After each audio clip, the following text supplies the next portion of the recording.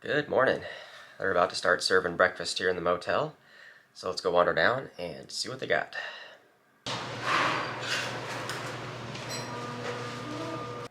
Done with breakfast. That was pretty mediocre, and now I'm just finishing packing up, and I gotta do like a mile walk to get back to the Whitney Portal Road, and I think that's the best place to hitch to try to get out of town. So you may or may not hear from me till I get back up to the trailhead, and I'll let you know how successful everything was. Well, I made it halfway up. There's the town of Lone Pines down there. Took me about 5 minutes to get a hitch. So right now I'm at the split off.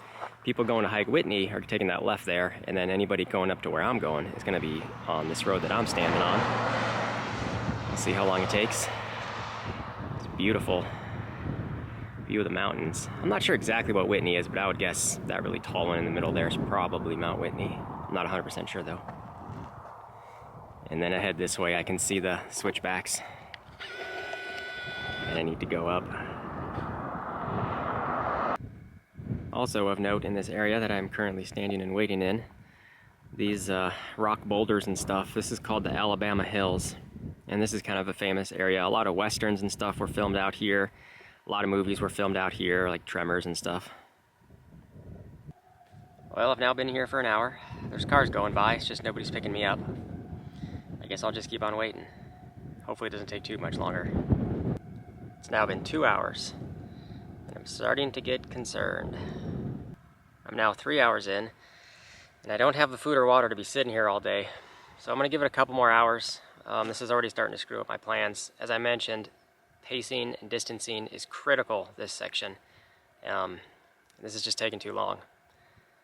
So I'll check back later. I'm gonna keep trying. Well, I got picked up. I made it a few more miles up the road, so I'm at the last intersection before, so like everybody continuing up the road is all gonna be heading back up to the campgrounds, which is the way I wanna go. There was still a good bit of cars going by, it's just nobody was picking me up. So I'm gonna keep giving it like a few more hours, but at some point, I'm just gonna have to call it quits and try to hitch back into town and just slip this whole thing 24 hours, which I don't wanna do. So we'll see, I'll check back later. All right, we finally made it, got a hitch. We are at Cottonwood Pass Trailhead, parking lot and all that's behind me. It is noon, so I'm gonna have to replan some stuff because I don't know if I can do 20 miles today. Step one is gonna be get back to the PCT, which is about 3.8 miles. There's a stream on the way. I'll fill up on water there. And then once I get to the top, Cottonwood Pass, I'll reassess where I'm gonna end up at.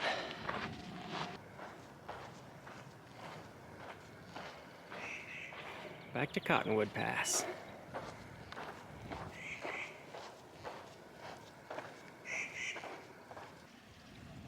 Made it to the little stream. This will be a lunch break, and we'll fill up on water. Well, now I'm into the part where it's steeper, and there's the switchbacks. We got 1.5 miles left to the top of the pass. Oh, made it. Cottonwood Pass, back on top. Here's where we pick up the PCT. So I think I'm definitely not going to make to where I was intended to make it to tonight. That'd be another 16 miles from here. It is currently 2 o'clock. So I'm just going to go as far as I can go. And there's a most likely 90% chance I'm going to have to just cancel the Mount Whitney side excursion. As much as that kind of sucks, I'm just way out of position in order to do it. I've got hotel reservations and stuff already locked in, and there's no cell service up here to change anything for when we get into Bishop. Timing's just not going to work out at all, I think.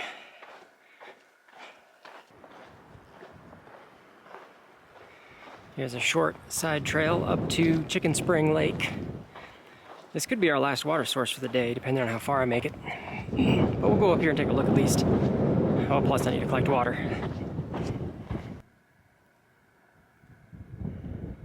The first of many alpine lakes.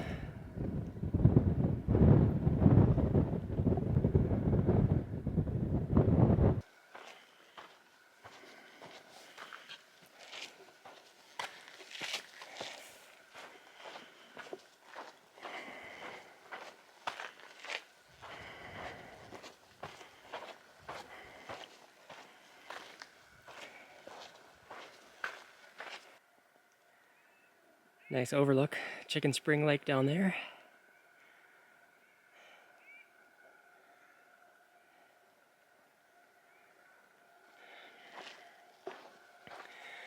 Man, I'm kind of winded today.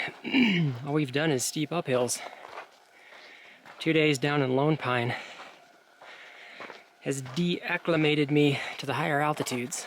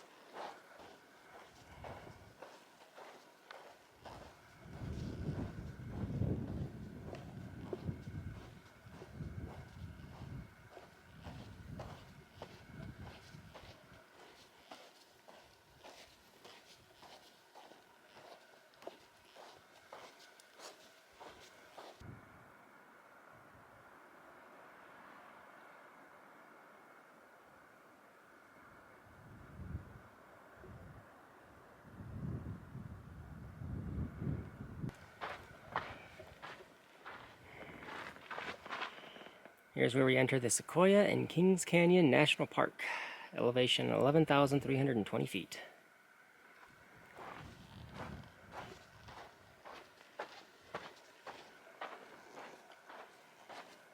There's a lot of sand on trail up here, and I'm getting a lot of it in my shoes.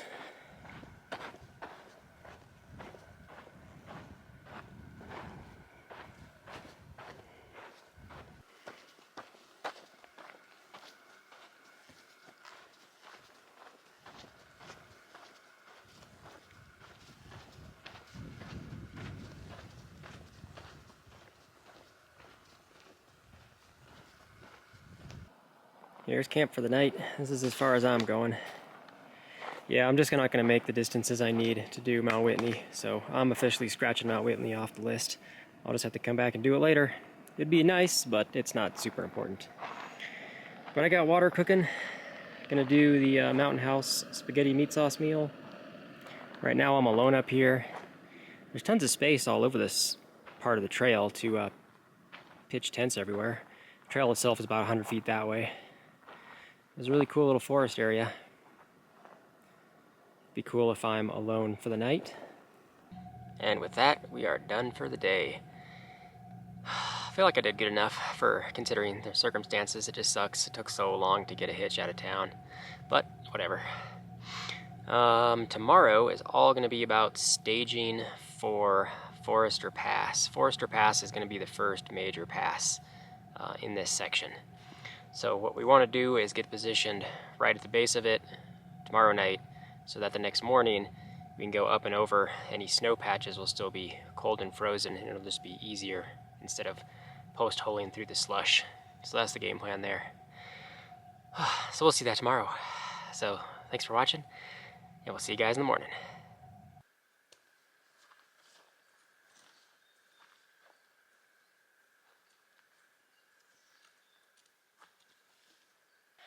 Good morning. I had a lovely night last night, plenty of sleep.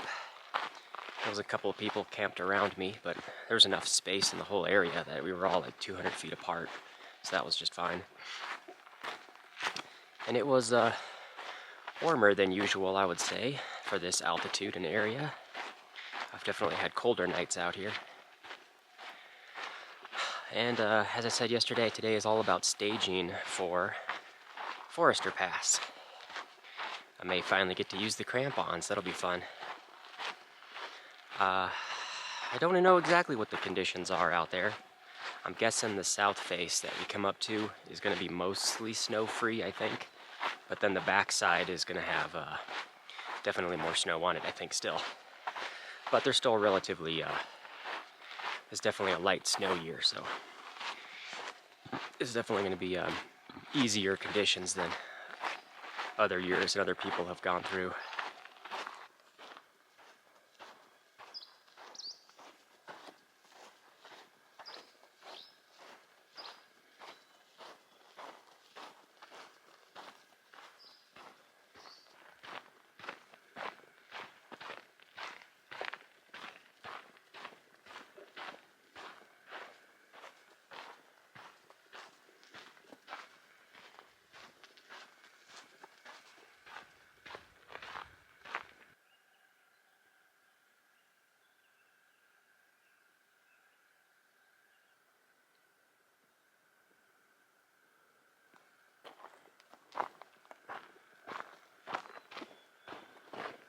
We've been making a good steep descent down here.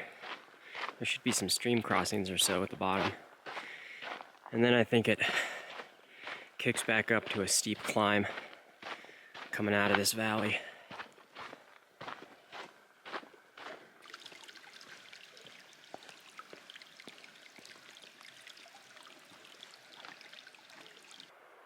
Bunch of deer in the meadow right down there.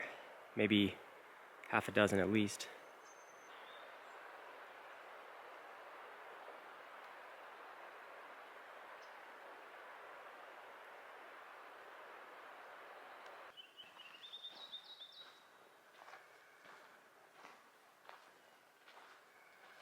There's more deer just 30 feet away from me right here. It's what you get in the national parks. They're totally not afraid of people. And even more so inquisitive, I guess.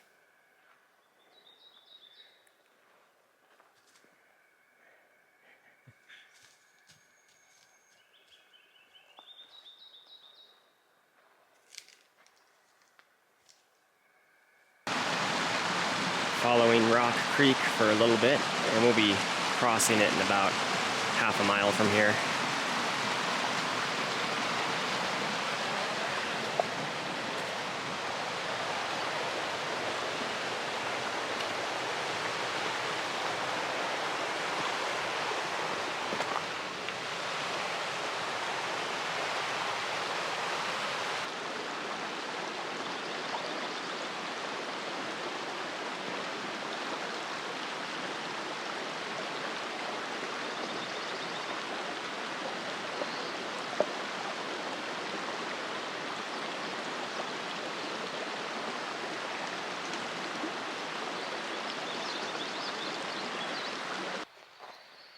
Had a nice break by the creek there.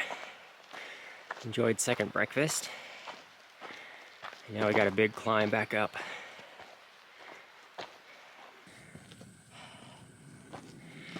This is a very steep climb.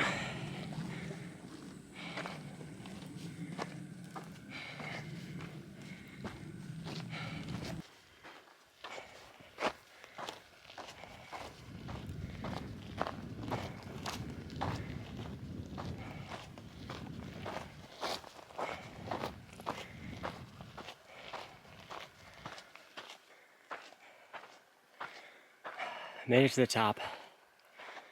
And that was a tough climb out of Rock Creek. That was kind of a steep and grueling couple of miles.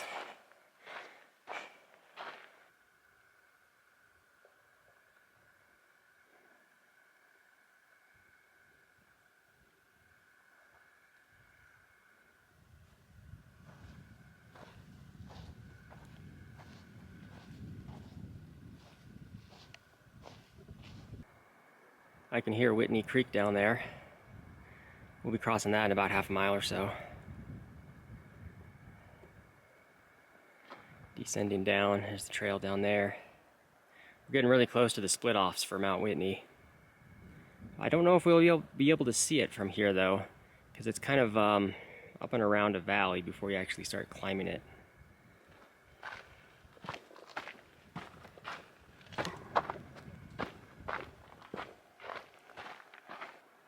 I'm at the first junction to take a side trail to do Mount Whitney. There's Whitney Creek going across the field. And I don't know which one Mount Whitney is itself, but it's up that way somewhere. It might be behind some of that. And this section has a lot of really steep parts. It pops up to 11,000 and then drops down to 9,000, pops up to 11. Sometimes they're short, sometimes they're miles long. Just combined with the high altitude, makes it more tiring. Here's the second turnoff to do Mount Whitney. And this is where the trail joins the John Muir Trail for, I don't know how many miles, 200 miles or something. So that goes up to Mount Whitney. And the peak of Mount Whitney is the southern terminus of the JMT. I think the JMT goes all the way northbound this way up to Tuolumne Meadows, and that's where it diverts off to the west into Yosemite Valley. is the northern end of the JMT. But I don't know if I mentioned, but the reason Mount Whitney is kind of so significant is it's the tallest mountain in the lower 48 at 14,505 feet.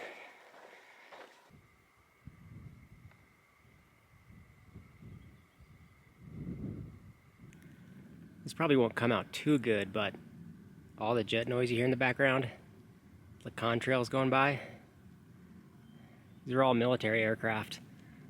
There's a B-52 orbiting over there. I haven't mentioned it, but for the last couple of days, there is a whole crap load of military exercise stuff going on in the High Sierra. A whole bunch of fighters doing maneuvers on each other, bombers doing bomber stuff, guys trying to shoot each other down. There's like a whole air war going on above us. It's just fascinating to watch. Coming up on Wallace Creek. During high snow years, with lots of snow melt runoff, these can be kind of treacherous. So far, easily rock hoppable. Lots of little fish in there if you can see them.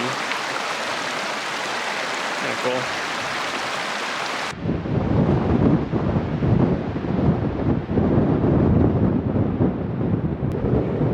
That's looking back towards where Mount Whitney is, up that way somewhere. These are all mountains to the east of us.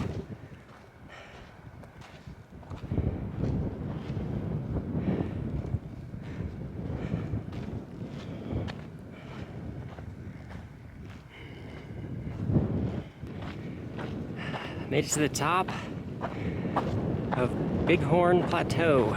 Last uphill for the day. Too many uphills. Very steep today.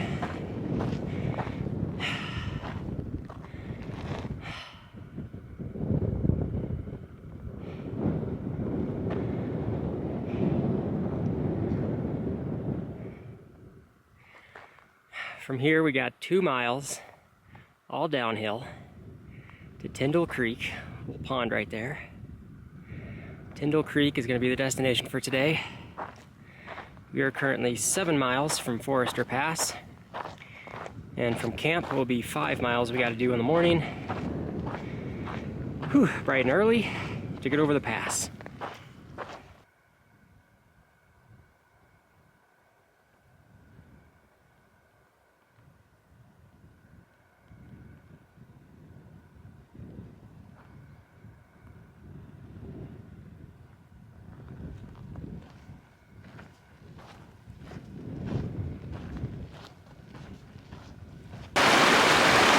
Made it to Tyndall Creek.